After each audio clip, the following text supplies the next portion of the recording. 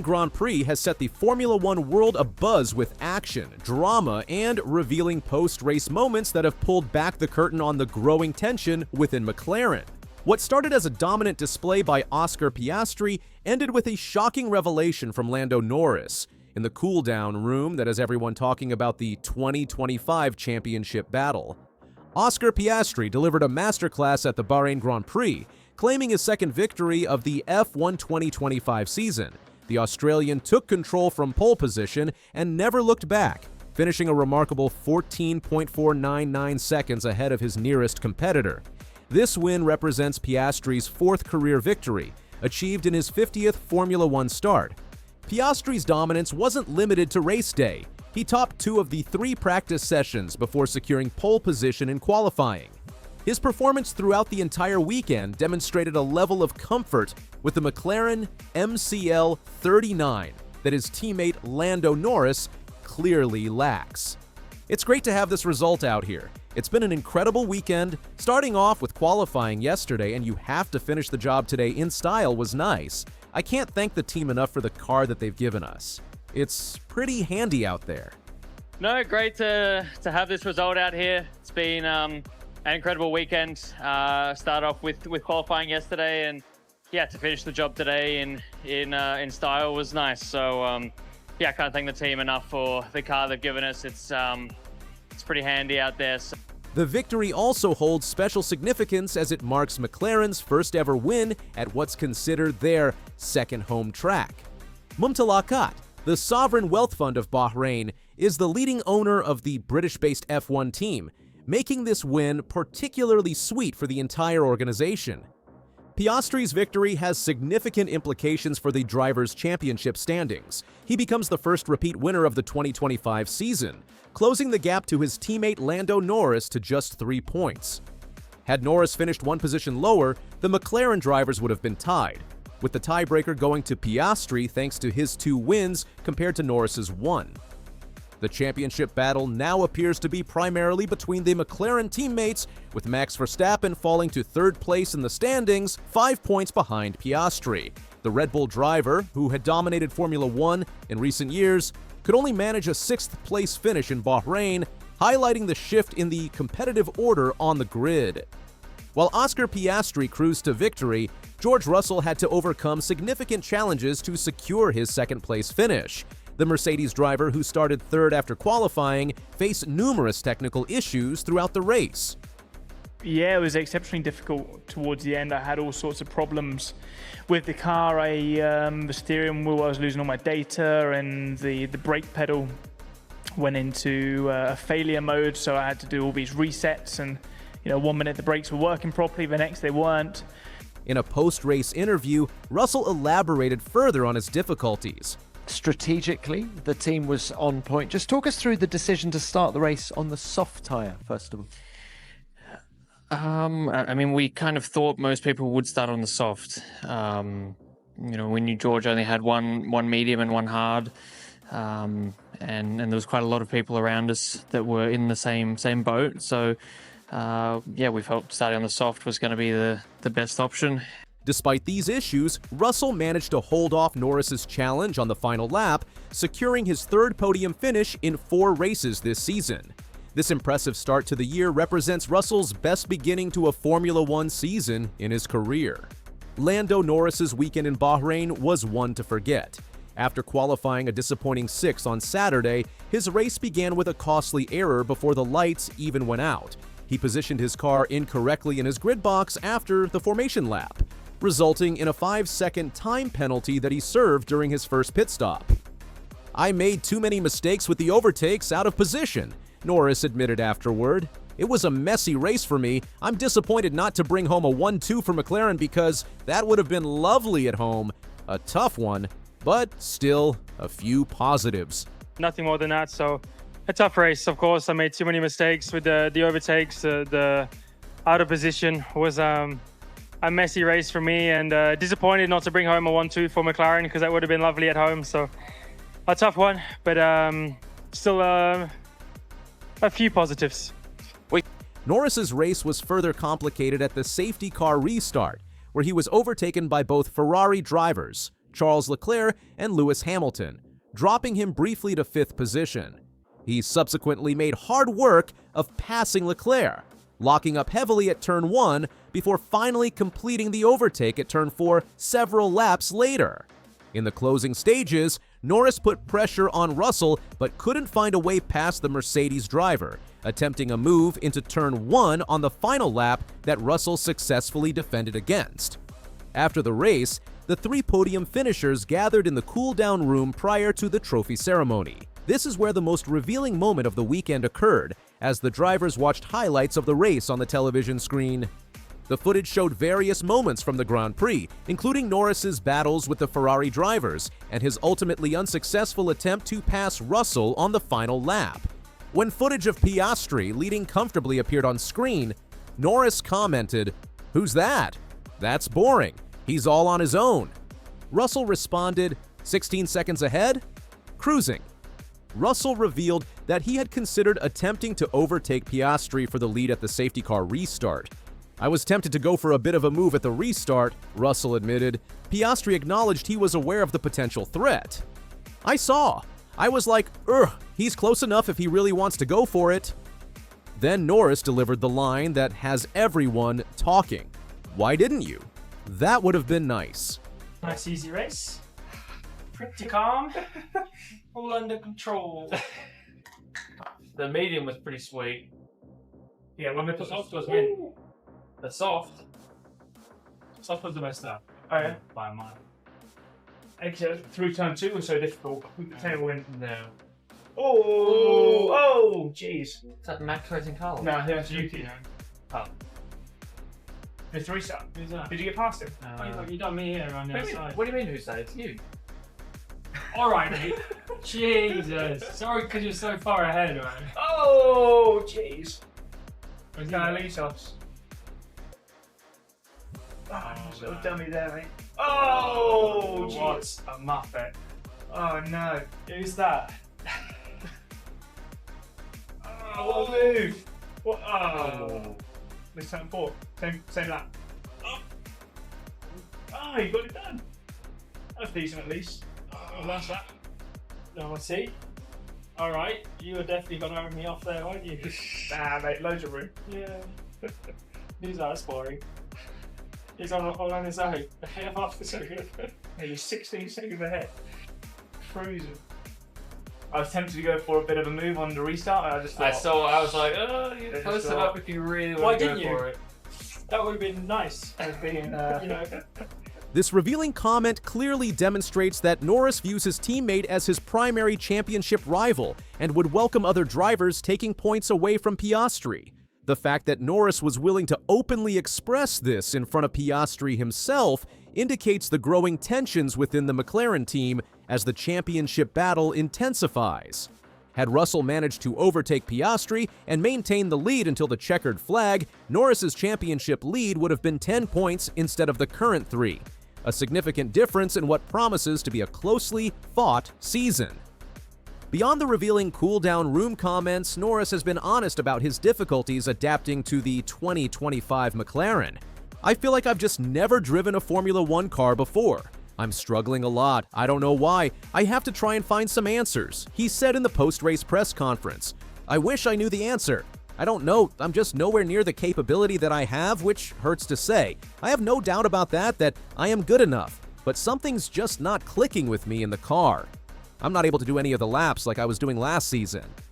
I wish I knew. Wish I knew the answer. I don't have an answer, honestly. Even for myself, whether or not I would share it with you guys, I don't know. But you just know when you're I think you're an athlete, when you're a driver, whatever it is. You just know when things click, when you feel confident, when you feel comfortable. I'm confident that I have everything I need, and I've got what it takes. Like I have no doubt about that I'm good enough and all of those things. But something's just not clicking with me in the car. I'm not able to do any of the laps like I was doing last season. This stands in stark contrast to Piastri, who appears completely at ease with the MCL 39. Piastri acknowledged that while there have been moments where the car has been tricky to drive, for the most part, I've been pretty happy with the car. This difference in adaptation has clearly played to Piastri's advantage in the opening races of the 2025 season. McLaren team principal Andrea Stella has provided some context for Norris's struggles, suggesting that changes to the car's characteristics have affected the drivers differently. "We know that we have made some changes to the car which made Lando's life a bit more difficult," Stella explained in an interview with the BBC. "We know technically what this is. Lando is adapting to this. Somehow potentially it might have played a bit more on Oscar's end, and we are working together to fix it." Stella also defended Norris, praising his approach to overcoming these challenges. "It is an uncomfortable situation, but the way Lando is navigating through this situation from a substantial point of view is the same as other champions that I've seen in the past." Regarding Piastri's performance in Bahrain specifically, Stella was reluctant to call it the best race of the Australian's young F1 career, reserving that status for his victory against Charles Leclerc in Baku last year. Instead, he described it as Piastri's most robust weekend.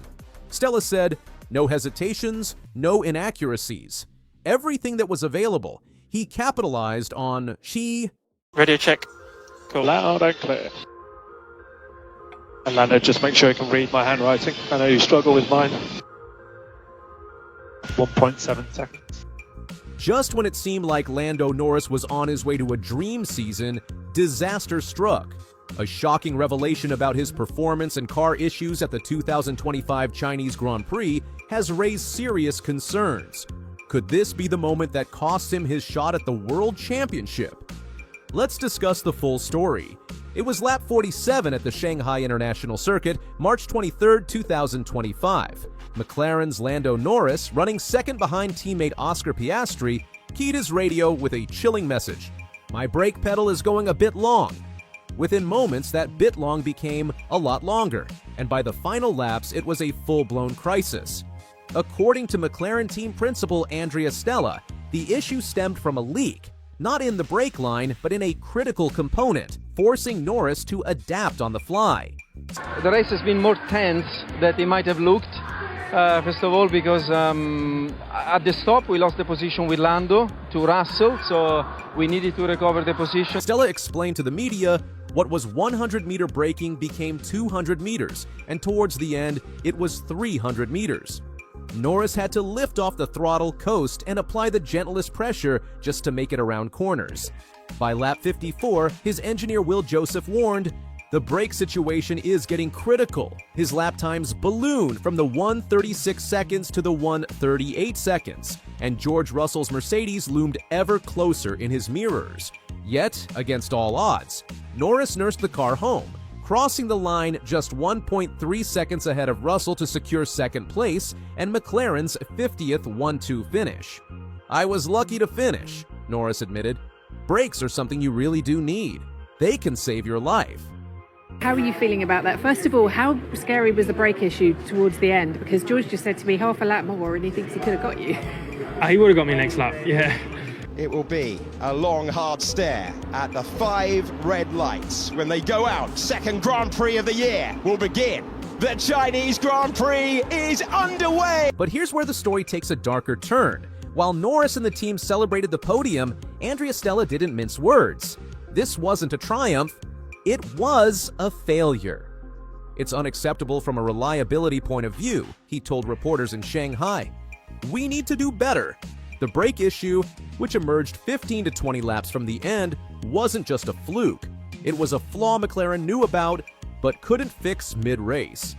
Norris had the pace to challenge Piastri for the win, sitting just 3 seconds back before the issue struck. Instead, he lost 6 seconds in the closing laps, helpless as his teammate cruised to victory. Now, let's shift focus to the firestorm that followed. Former F1 driver Guido van der Garde didn't hold back, slamming Norris's performance over the entire Chinese Grand Prix weekend. He pointed to a pivotal moment during the first round of pit stops. George Russell, pitting a lap earlier, overtook Norris on the outside, a move van der Garde called super action. But for Norris, he was really asleep there, the Dutchman said. "You have to make yourself wide. Push him out." Nothing happened. Van der Garde's critique didn't stop there. "That's how you never become world champion," he warned. arguing that Norris's failure to fight tooth and nail in that moment exposed a deeper flaw. If you keep driving like this and let things like this happen, you won't take that title. He even brought up Australia, the season opener where a late mistake in wet conditions let Max Verstappen close in for the win. Norris, for his part, has been vocal about his 2025 goal, the Drivers' Championship. After a breakout 2024, he leads the standings by 8 points over Verstappen after 2 rounds. But with McLaren's brake debacle and Van der Garde's stinging words, doubts are creeping in. Is Norris tough enough? Or is he, as Van der Garde put it, still a bit anxious? So why does this matter beyond one race? Let's zoom out. McLaren entered 2025 as the team to beat, fresh off a Constructors' title in 2024. Norris and Piastri have each won a Grand Prix this season, Australia and China, respectively, proving their car is the class of the field. But reliability issues like this brake failure could unravel everything. As Stella admitted, we have been tense at the pit wall. If McLaren can't trust their machinery, how can Norris trust them to deliver a title? Then there's the human element. Norris called the brake issue his worst nightmare. Meanwhile, Piastri's flawless drive from pole to victory only sharpens the contrast and the pressure. With both drivers in championship contention, McLaren faces a delicate balancing act. Can they keep the car competitive and reliable, or will internal battles and mechanical woes fracture their campaign? Fanon wrote, "So you have to make yourself wide and push him out. So we're normalizing the illegal pushing of other drivers off track now, are we?" Another replied, "He is not necessarily saying off track, but wide enough to make it difficult. All of these tactics are very old. I watched Senna use the most brutal tactics. On track, Prost was a saint compared to Senna. Mansell did the same stuff as did Schumacher. Yes, push them wide." Lando Norris narrowly escaped catastrophe at the Chinese Grand Prix, but the incident has exposed deeper vulnerabilities that could derail his season. What started as a promising weekend took a sharp turn when a brake failure struck, forcing him into a desperate fight for control and nearly wiping out a hard-earned podium finish. The close call left Norris shaken but intact, yet the aftermath has been anything but quiet. A former F1 driver didn't hold back, delivering a blistering critique of Norris's handling of the situation, pointing fingers at both the driver's composure and McLaren's preparation.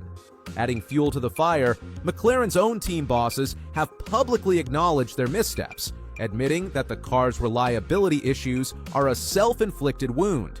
This isn't just a one-off scare, it's a glaring red flag for Norris's championship aspirations. With the pressure mounting and the clock ticking, McLaren has a razor-thin window of 2 weeks to regroup before the Japanese Grand Prix kicks off on April 4th.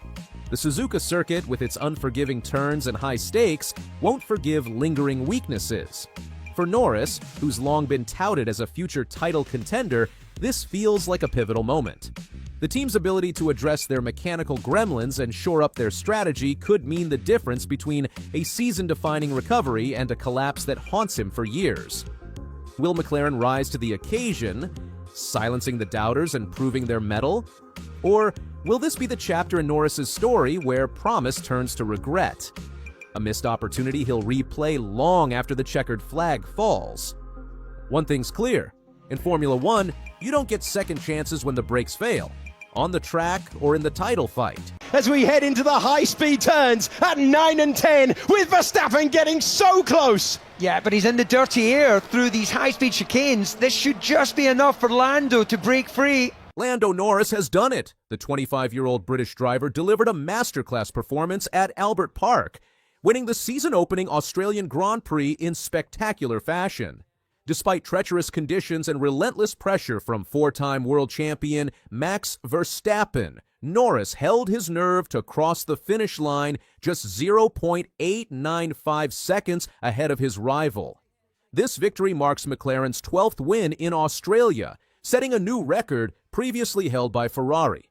McLaren entered the 2025 season with high expectations following impressive performances in Bahrain testing,